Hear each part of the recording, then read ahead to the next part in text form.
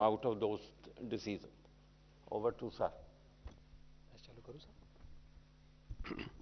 Friends, in the last 9 years, अच्छा बताओ हिंदी में बोलूँ या इंग्लिश में? दोनों मिक्स मिक्स है. चलो. पिछले 9 वर्षों में माननीय प्रधानमंत्री श्री नरेंद्र मोदी जी के बहुत ही एक फोकस्ड एक्शन के कारण इलेक्ट्रॉनिक्स मैन्युफैक्चरिंग, जो कि मात्र 20-29 बिलियन डॉलर्स के आसपास की थी, इस साल एक बड़ा लैंडमार्क क्रॉस किया है 100 बिलियन डॉलर्स का. 105 बिलियन डॉलर इलेक्ट्रॉनिक्स प्रोडक्शन देश में इस साल हुआ है. इसमें आपने देखा मोबाइल में भी एक बहुत बड़ा लैंडमार्क क्रॉस हुआ. 10 बिलियन डॉलर एक्सपोर्ट्स का पिछले साल 11 बिलियन डॉलर एक्सपोर्ट हुआ मोबाइल फोन, और वर्ल्ड में second largest mobile manufacturing country के तौर पे इंडिया इमर्ज हुआ है. अब इस मोमेंटम को आगे बढ़ाते हुए किस तरह से आईटी हार्डवेयर यानी लैपटॉप, सर्वर्स, पर्सनल कंप्यूटर्स और एक नए तरह के कंप्यूटिंग यूनिट्स आ रहे हैं जो कि एज कंप्यूटिंग में जिनका उपयोग खूब होगा, इन सब के लिए आज एक माननीय प्रधानमंत्री जी ने यूनियन कैबिनेट में PLI for IT hardware approve किए. पीएलआई फॉर आईटी हार्डवेयर पहले से इसका एक वर्जन था जिसमें जो कुछ भी सुधार करना था और जो कुछ भी फीडबैक मिला इंडस्ट्री से, उसके बेसिस पे उसमें बहुत अच्छे मॉडिफिकेशंस किए गए और वो आज कैबिनेट में अप्रूव हुए. आपने इलेक्ट्रॉनिक्स मैन्युफैक्चरिंग में और मोबाइल मैन्युफैक्चरिंग में जिस तरह की प्रोग्रेस देखी, वैसे ही टेलीकॉम मैन्युफैक्चरिंग में भी हुई है. टेलीकॉम मैन्युफैक्चरिंग में 42 कंपनीज ने, जो फर्स्ट ईयर में 900 करोड़ के आसपास का इन्वेस्टमेंट करना था, उसकी जगह करीब करीब 1600 करोड़ का इन्वेस्टमेंट हुआ है. और सबसे ज्यादा खुशी की बात यह है that two of those companies have become very important exporters in the world for very complex radio equipment. US, Germany, France और बहुत जल्दी यूके, यहां पर इंडिया से टेलीकॉम इक्विपमेंट एक्सपोर्ट होने लग गए. So that is the big picture in which we have to see the role of IT hardware. IT hardware आपने देखा होगा कि उसका भी बहुत ही कॉम्प्लेक्स इकोसिस्टम है. तो इस कॉम्प्लेक्स इकोसिस्टम में किस तरह से आईटी हार्डवेयर की फर्म्स को, कंपनीज को इंडिया में लाएं, उनको लोकलाइज करने के लिए इंसेंटिव दिया जाए, कैसे उनका कंपोनेंट का इकोसिस्टम इंडिया में बने, कैसे हमारी Indian companies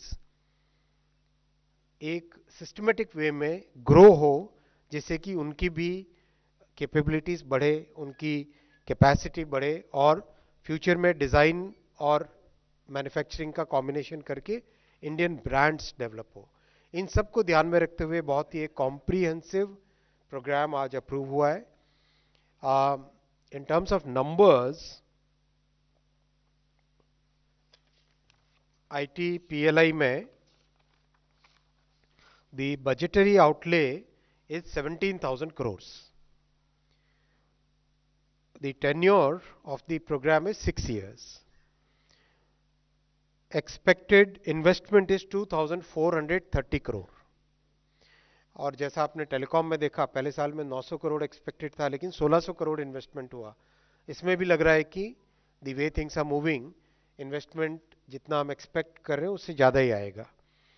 Expected incremental production 3,35,000 crore. That will be the additional GDP because of this particular scheme. 3,35,000 crore का expected incremental production. Expected incremental direct employment is 75,000. So 75,000 expected incremental direct employment. और आप जानते हो direct और indirect में electronics manufacturing में 1:3 का ratio रहता है. सो विच मीन्स रफली हम एक्सपेक्ट कर सकते हैं कि करीब करीब 2 लाख से ज़्यादा इसमें रोजगार जनरेट होगा. तो ये इन अ नटशेल, इन शॉर्ट, आपके सामने मैंने रखा. मैं मान्यवर मनसुख भाई मांडविया जी के ब्रीफिंग के बाद में जॉइंट क्वेश्चंस हम लोग लेंगे. Sir.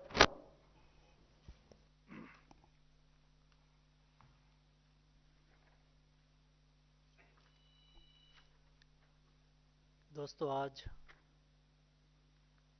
फर्टिलाइजर की सब्सिडी के विषय के संदर्भ में कैबिनेट ने एक महत्वपूर्ण निर्णय किया है। देश में 350 से 350 लाख मैट्रिक टन यूरिया का कंजप्शन होता है। 100 से 125 लाख मैट्रिक टन डीएपी का कंजप्शन होता है। 100 से 125 लाख मैट्रिक टन एनपीके का कंजप्शन होता है और 50 से 60 लाख मैट्रिक टन एमओपी का कंजप्शन होता है। देश के किसानों को समय पर खाद उपलब्ध हो, खाद में इंटरनेशनल मार्केट में जब प्राइस अप डाउन होती है, वैसी स्थिति में किसान पर बोझ न आए और किसान अपने फसल, अपने प्रोडक्शन को बढ़ाने के लिए आवश्यकता के अनुसार खाद उपलब्ध हो जाए, इसलिए मोदी गवर्नमेंट हमेशा तत्पर रही है। मैं आपको बताना चाहूँगा कि लास्ट ईयर में 2,54,000 लाख मैट्रिक टन 2,54,000 करोड़ का कुल मिला के 2,54,000 करोड़ का बजट में फर्टिलाइजर की सब्सिडी के लिए खर्च किया गया। पिछले साल एक ऐसी स्थिति निर्माण हुई थी, समग्र विश्व में फर्टिलाइजर की प्राइस बढ़ गई थी और उस वक्त मोदी जी ने निर्णय किया था कि किसान के जेब में बर्डन नहीं आना चाहिए, सरकार सब्सिडी बढ़ाएगी और सामान्यतः लाख से 1.25 लाख करोड़ रुपया सब्सिडी के पीछे खर्च होता था। लास्ट ईयर 2,54,000 करोड़ रुपया भारत सरकार ने फर्टिलाइजर के पीछे सब्सिडी दी। मैं उसको कैलकुलेट वे में आपको बताऊंगा तो देश में 12 करोड़ किसान हैं। 2,54,000 करोड़ कुल मिला के सब्सिडी के पीछे खर्च हुआ। 1,400 लाख हेक्टर देश की कुल मिला के कल्टीवेटेड लैंड है। इस हिसाब से हम हिसाब किताब करें तो 1 हेक्टर के पीछे 8,909 रुपया देश में मोदी गवर्नमेंट ने 1 हेक्टर पर 8,909 रुपया सब्सिडी के पीछे खर्च किया। देश में 12 करोड़ किसान को हम डिवाइड करें 2,54,000 करोड़ रुपया से, तो एक किसान को 21,233 रुपया का खर्च भारत सरकार को एक किसान के पीछे सब्सिडी देने के लिए हुआ। मैं आपको बताऊंगा कि मोदी जी का किसानों के प्रति कमिटमेंट का आउटपुट ये निकला कि प्राइस बढ़ी, लेकिन किसान को डीएपी, एमओपी और यूरिया की प्राइस भारत सरकार ने नहीं बढ़ाई। तो एक बैग पर भारत सरकार ने कितना खर्च किया? यूरिया की एक बैग पर मार्केट में मिलती है 276 रुपीज में।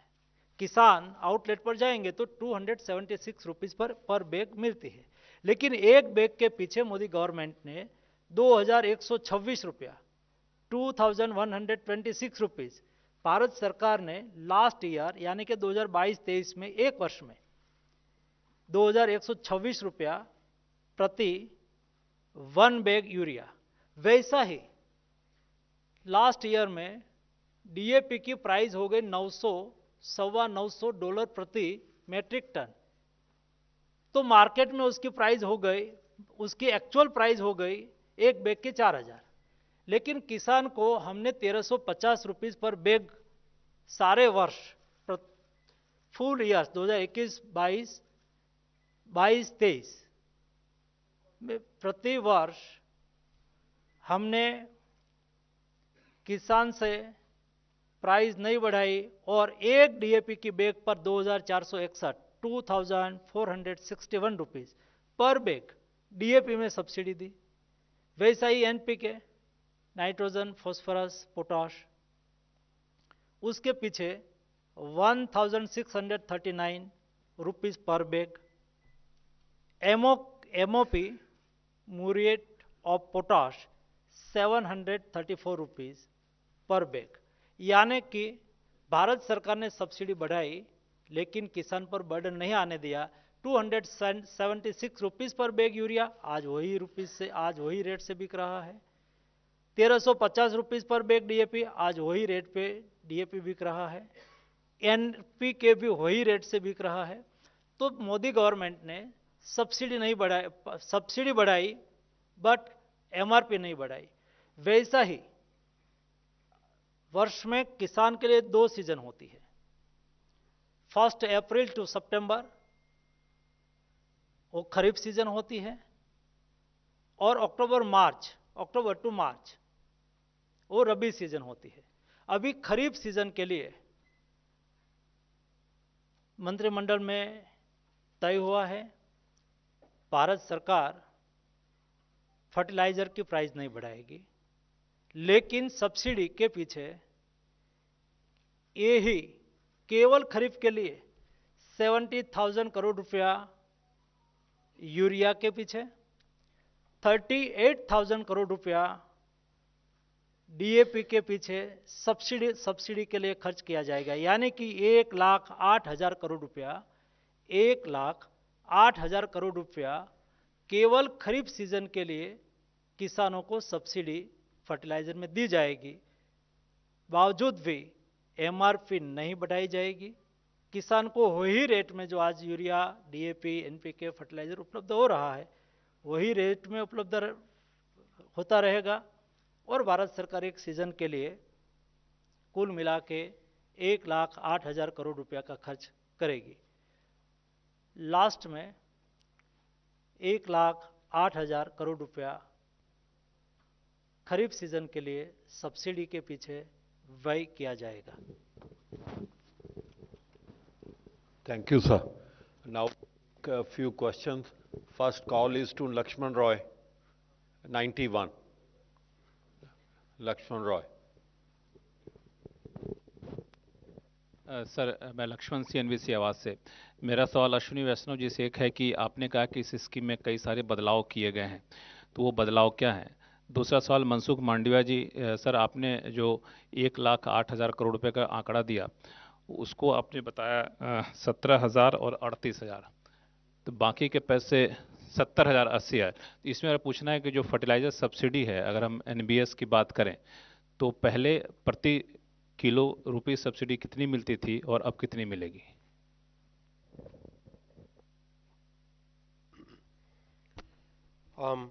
जो बदलाव हुए हैं उसमें से सबसे बड़ा बदलाव है कि पीएलआई 1.0 में 2% इंसेंटिव था।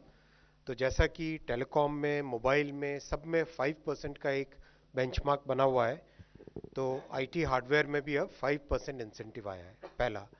दूसरा बदलाव आया इन्वेस्टमेंट की फ्लेक्सिबिलिटी। 4 साल का पीरियड था पीएलआई 1.0, इसमें 6 साल का पीरियड रखा है, जिससे कि इन्वेस्टमेंट आप एक बहुत ही सिग्निफिकेंट अपने तरीके से केयरफुली जिस भी पेस पे चाहो उस पेस पे कर सकते हो। तीसरा बड़ा बदलाव है लोकलाइजेशन को इंसेंटिवाइज करने के लिए ऑप्शनल एक्स्ट्रा इंसेंटिव रखा गया है। फॉर एग्जांपल, इंडिया में मेड पीसीबी असेंबली बनाए, इंडिया में मेड पावर सप्लाई रखे, इंडिया में मेड सेमीकंडक्टर चिप्स यूज करे, तो उसके लिए एडिशनल ऑप्शनल इंसेंटिव रखा गया है। तो इससे ये सारे के सारे बदलाव से अच्छी बहुत हाई प्रोबेबिलिटी है, बहुत कॉन्फिडेंस लेवल है कि बड़े जितने भी आईटी हार्डवेयर मैन्युफैक्चरर्स हैं वो सब के सब इंडिया में अपना प्रोडक्शन बेस शिफ्ट करेंगे।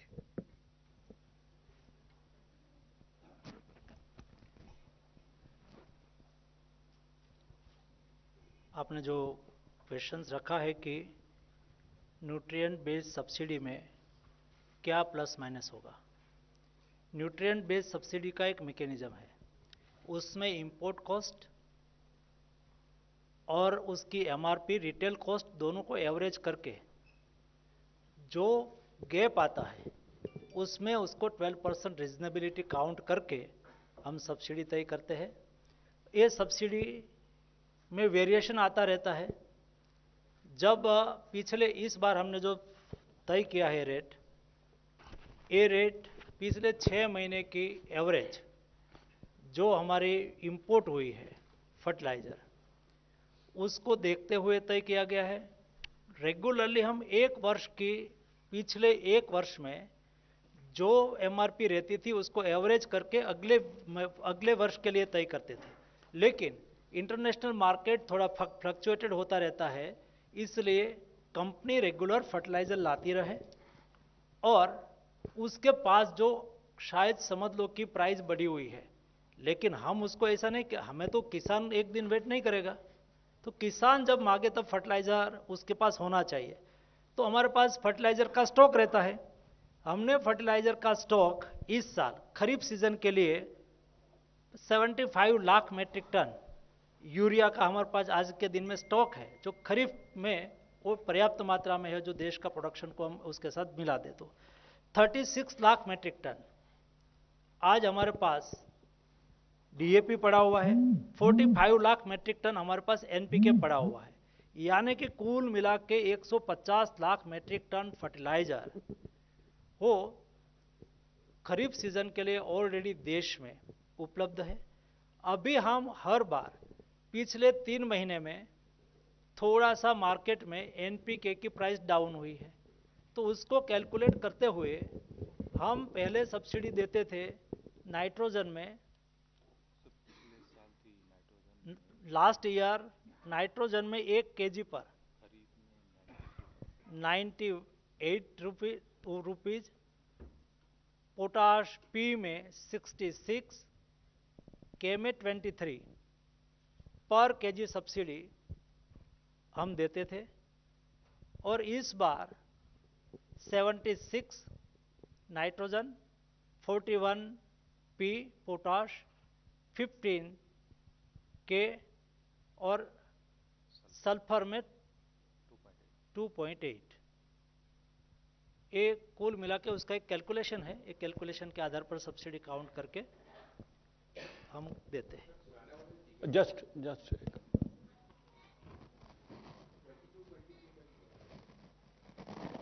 22 में सब्सिडी बढ़ के, जो अभी मैंने आपके सामने फिगर रखा ना, हाँ,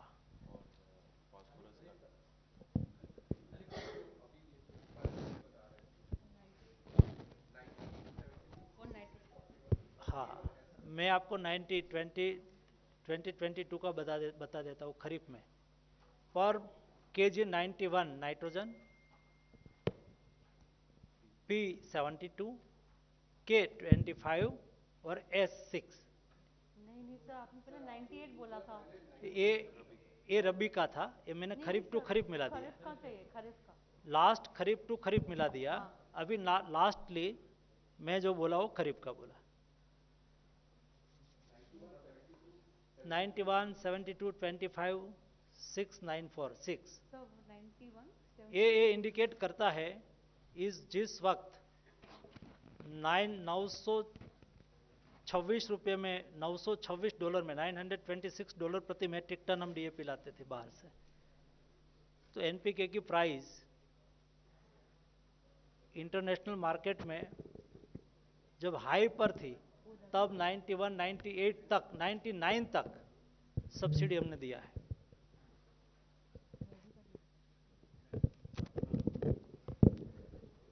सपना।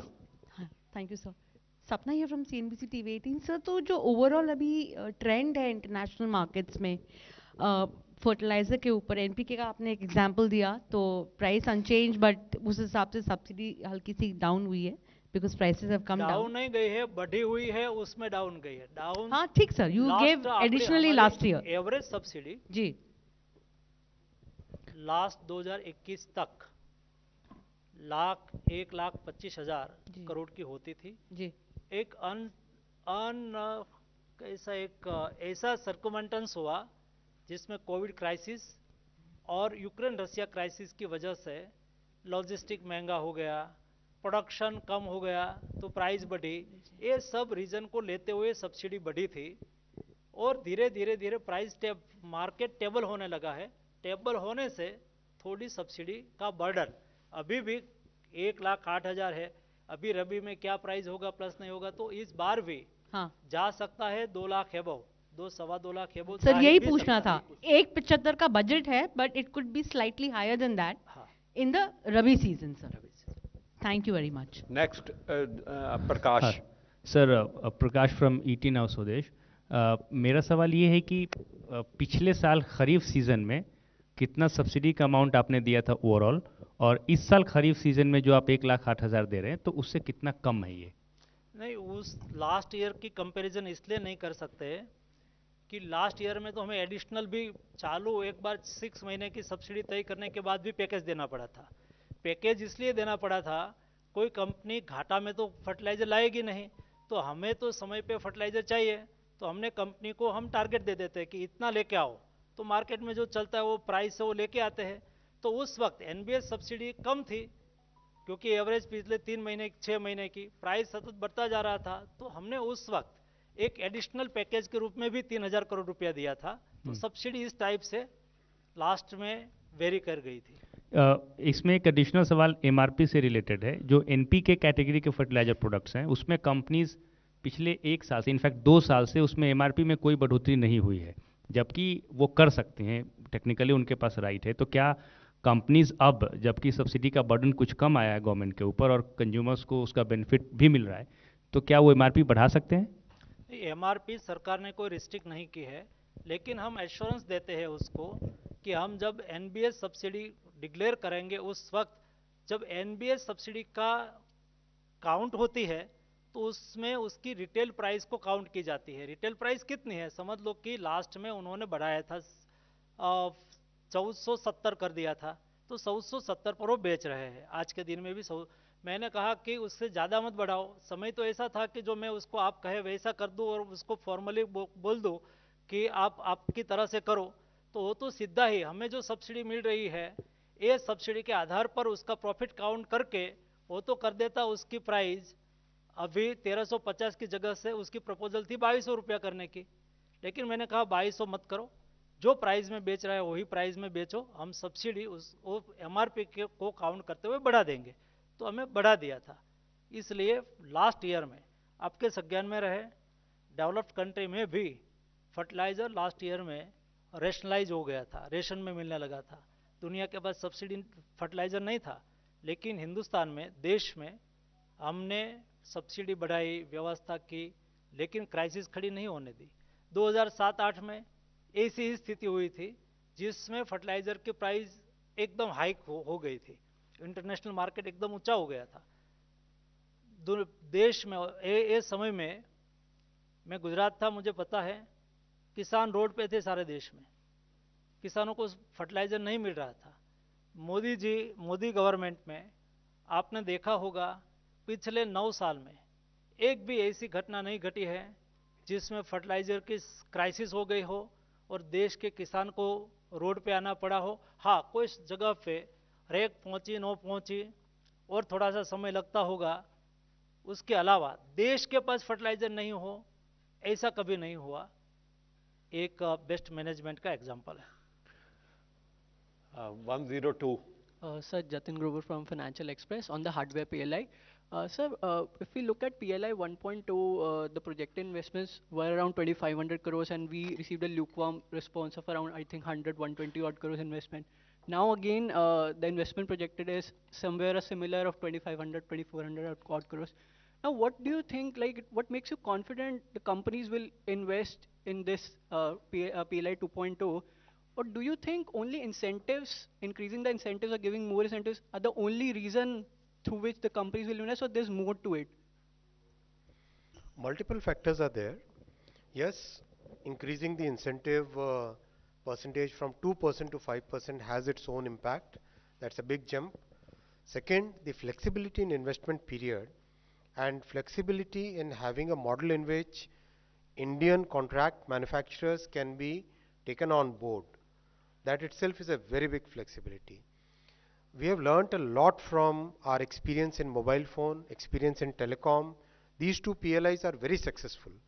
Basis these two successes, we are able to today very confidently say that this time IT hardware manufacturers are going to come in a big way, and already they have met us, they have told us about their intentions. There is another factor which is playing here.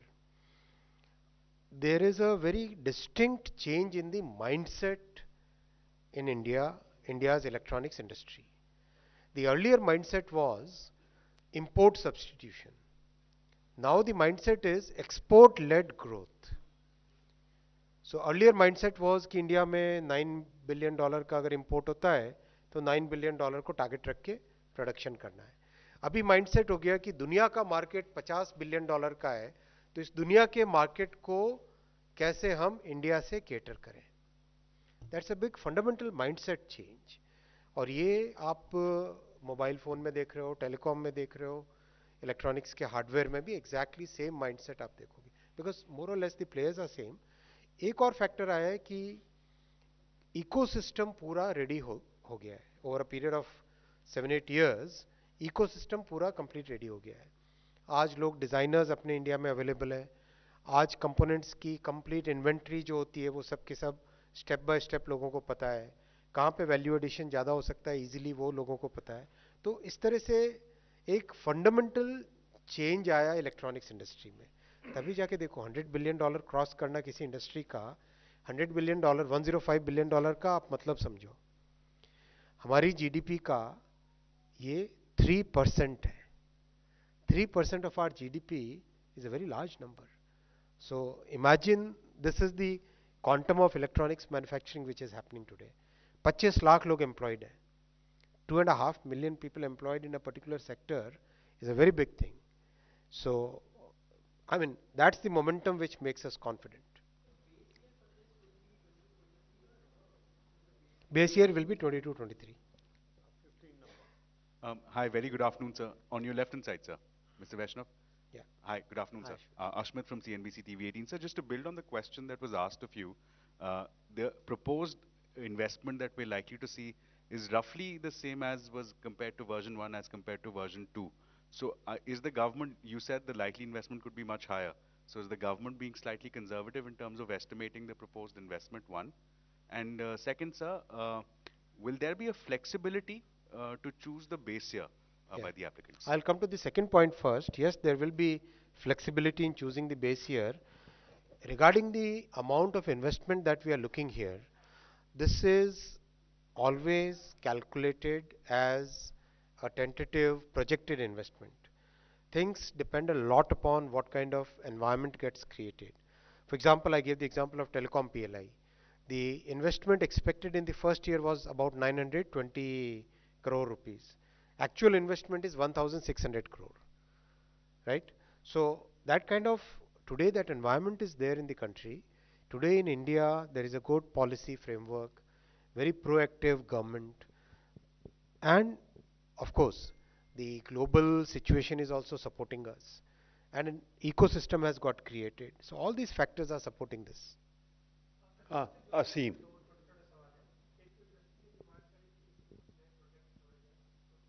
जैसे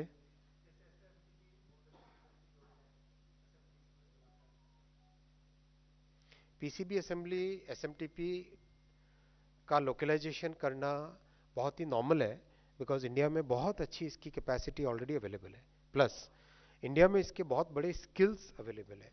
आप किसी भी PCB को आप देखोगे, multi layer PCBs होती है आजकल. If your question is related to SMTP ना, मल्टी लेयर पीसीबीज होती है, यानी एक लेयर, उसके ऊपर दूसरा लेयर, तीसरा लेयर, चौथा लेयर, पांचवा लेयर, कुल मिला के 24 लेयर तक जाती है. तो आज इंडिया में बहुत अच्छी इसमें डिज़ाइन और मैन्युफैक्चरिंग की कैपेबिलिटीज़ बन चुकी है. सो उसको लोकलाइज करना लाजमी है. कई लोगों ने ये कहा था कि लेट दैट बी इम्पोर्टेड, पर हम लोगों ने कहा कि जिस तरह की कैपेसिटी इंडिया में ऑलरेडी अवेलेबल है वो तो इंडिया में ही मैन्युफैक्चर होना चाहिए.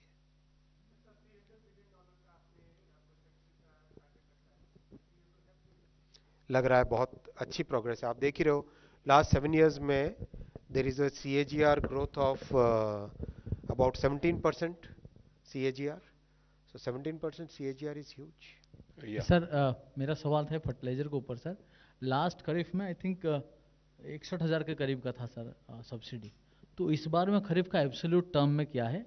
सेकंड पॉइंट, जो रबी में because of the fluctuation in the prices it came down, how much spending on subsidy has gone down during rabi? May be few numbers. Obviously these are not saving, पर ये these are good news for government. तो हम अपेक्षा रखें कि रबी में international market down आए. मैं आपको बताना चाहूँगा कि आज हमारी रिक्वायरमेंट का 70% फर्टिलाइज़र इंडिया ने 13 कंट्री के साथ लॉन्ग टर्म कर लिया है. आज तक हम मार्केट में जब हमारी ज़रूरियात होती थी मार्केट में लेने जाते थे, और मार्केट में इंडिया की डिमांड को देखते हुए इंटरनेशनल मार्केट ज़्यादा फ्लक्चुएटेड हो जाता था, क्योंकि उसको पता है कि इंडियन गवर्नमेंट की मजबूरी है, उसको फर्टिलाइज़र लेना ही लेना है, और जो प्राइस लोग करते थे हमें देनी पड़ती थी. आज Jordan, Saudi Arabia, Israel, Morocco, Russia, Canada सहित कंट्री के साथ हमने लॉन्ग टर्म MOU कर लिया है. कुल हमारी रिक्वायरमेंट का 70% लॉन्ग टर्म होने से लिमिटेड प्रोक्योरमेंट के लिए हमें टेंडर में जाना पड़ता है. उससे हमें मार्केट में कितना फर्टिलाइज़र उपलब्ध है उसका पता चलता है. और ये मार्केट डाउन होने का रीज़न ही ये है, $925-30 से आज $550 तक DAP की प्राइस नीचे आई है. फिर ऐसे ही नीचे आती रहे ऐसा हम प्रयास करते हैं. बेसिक 2021 के पहले DAP की प्राइस $300-325 प्रति मेट्रिक टन होती थी. वहाँ तक वापस लाने के लिए हम प्रयासरत है. अपेक्षा करता हूँ कि सस्ता मिले, तो क्योंकि कई फर्टिलाइज़र में हमारी मजबूरी है. पोटाश हमारे यहाँ है ही नहीं, हमें इंपोर्ट 100% इंपोर्ट ही करना पड़ता है. तो उसके लिए हमारी इंडियन कंपनी दुनिया में जाए, दुनिया की कंपनियों के साथ जहां माइनिंग है वहां वो मैन्युफैक्चरिंग करे और जॉइंट वेंचर करे. इसलिए भी मैं स्वयं प्रवास कर रहा हूं दुनिया में, और उसका अच्छा नतीजा आ रहा है. आज इंडियन कंपनी दुनिया में जाके जॉइंट वेंचर भी कर रही है, वहाँ प्लांट भी लगा रही है, और इंडिया को फर्टिलाइज़र की उपलब्धता को सुनिश्चित कर रही है. खरीफ टू खरीफ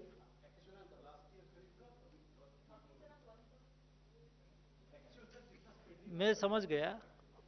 लास्ट खरीफ में क्या प्राइस था उसमें क्या है? हाँ,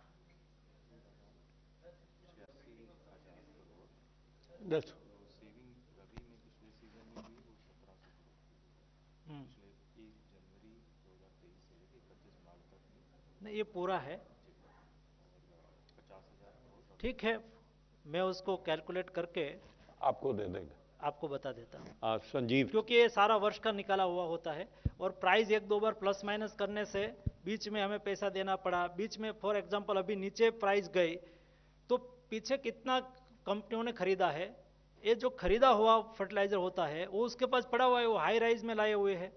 तो उसको कैलकुलेट करके हम फिर से उसको लास्ट बार प्राइस और डाउन हुआ, जो उन्होंने खरीदा था उससे भी सस्ता खरीदा, तो खरीद के मार्केट में आया. मार्केट में आया तो हमने 3 महीने का प्राइस को एनालाइज करके 1,700 करोड़ रुपया फिर हमने माइनस किया. एक उसकी प्रोसीजर है, सिस्टम की वजह से करते रहते हैं जी. Yeah, Mr. Vaishnav, you just said that the PLI 1 scheme for electronic sector has brought in a total investment of 1,600 crores. Okay, telecom. So I just wanted to know. That was the first year. Second year, if you add, it's about 1,800 more.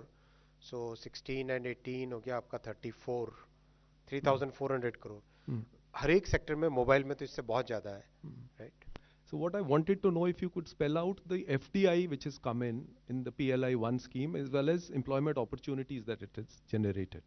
वैसा breakup नहीं करना चाहिए, total investment ही देखना चाहिए, क्योंकि PLI का total जो structure है that is on the basis of how much extra production you make. That investment is a threshold number, but the entire incentive is based on how much production, extra production you are making. Production होता है, employment बढ़ता है, supply chain का ecosystem बढ़ता है, taxes बढ़ते हैं. So that's why it's a very good construct. Production पे based है. I said ना, employment opportunities जो अभी तक total electronics manufacturing में 25 lakh employment हुआ है. आईटी हार्डवेयर में जो आज स्कीम आपके सामने लेके आए, इसमें we are expecting 75,000 employment. Question. Sir, Ashish from the Economic Times.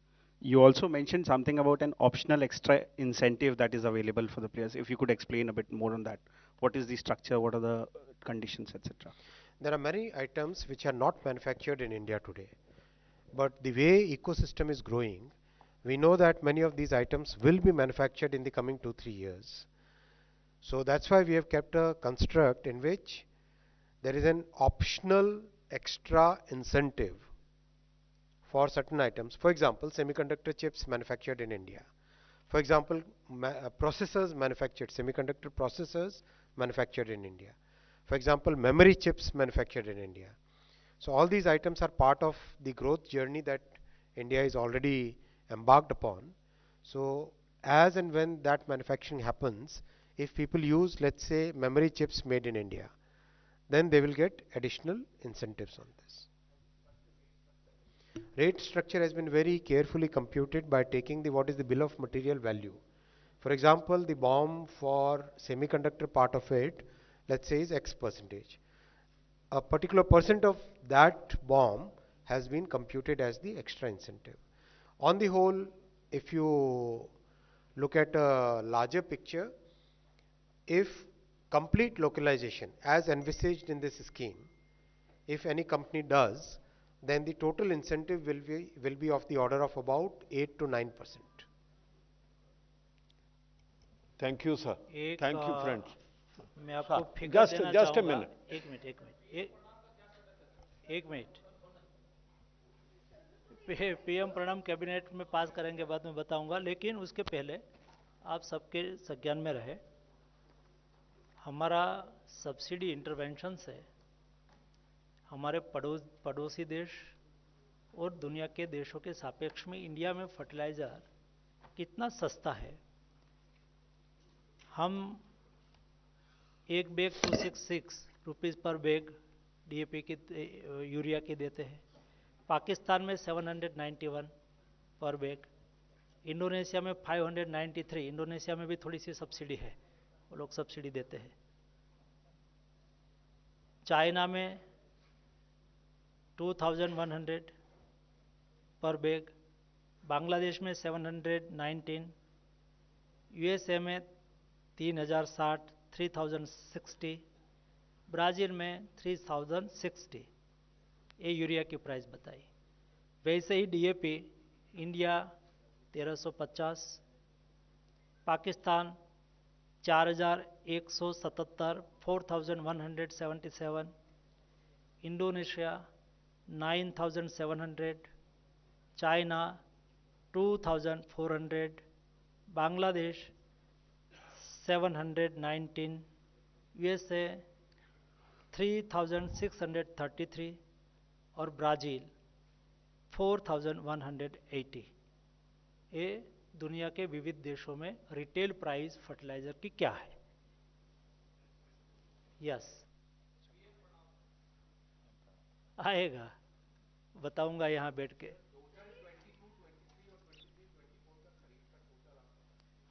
क्या नहीं, खरीफ का ही है.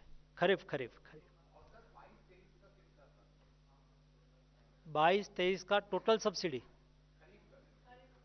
खरीफ का बोला ना मैंने. हाँ, अभी मैं शेयर करता हूँ. ये आपको इंफॉर्मेशन शेयर कर देंगे. We will give you back. दो लास्ट ईयर 2,54,000 करोड़ रुपीस था. इस बार अनुमान है कि 2.25 लाख करोड़ रुपया। हाँ, शशि, सपना, सपना will इसलिए तो give you. डाउन होगा लास्ट में। उसकी इफेक्ट जब डाउन होता है ना, बढ़ता है, तब 6 महीने के बाद उसकी इफेक्ट आती है। डाउन होता है तो डाउन भी 6 महीने के बाद आती है, क्योंकि मैं आपको एग्जांपल कहूँ, आज प्राइस 523 है, लेकिन मेरे पास 150 लाख मेट्रिक टन फर्टिलाइजर पड़ा हुआ है, तो पड़ा हुआ तो ऊपर के प्राइस में लाए हैं, तो उसको इस तरह से कंपनसेट होता है। समझ में आ गया? Okay, thank you. ये नहीं पता।